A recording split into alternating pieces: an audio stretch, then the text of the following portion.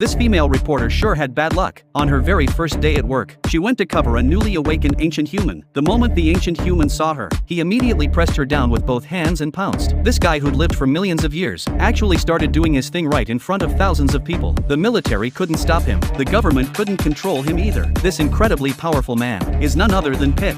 Known as history's strongest primitive man, it all started a few days ago. Researchers discovered more than 2,000 meters underground a transparent rock wall. Inside the wall was an ancient human over 10 feet tall, who was engaged in intense combat with a T-Rex. What's even weirder is he wasn't just defending himself, he was actively attacking. This major discovery quickly shocked the entire scientific community. On the lab table, after thawing, this man's skin was still elastic. Even the experienced Dr. Einstein broke out in a cold sweat. To prevent global panic, the doctor decided to keep the news under wraps for now, but his assistant wanted to bring the primitive man back to life. The doctor angrily told him to stop daydreaming, although someone had found water droplets in 250-million-year-old fossils and successfully revived them using professional equipment. But once this primitive man comes back to life, the consequences would be catastrophic. Although the doctor made a good point, the assistant felt that if this primitive man wasn't revived, science would lose all its meaning. Finally, convinced by the guy with glasses, the lab secretly began the plan to revive Pick and started constantly monitoring all of Pick's vital signs. Although his heartbeat had returned, Pick still hadn't woken up. That night the assistant was working the night shift alone, but he felt the chocolate bar in his hand was pretty bland. Suddenly an idea popped into his head.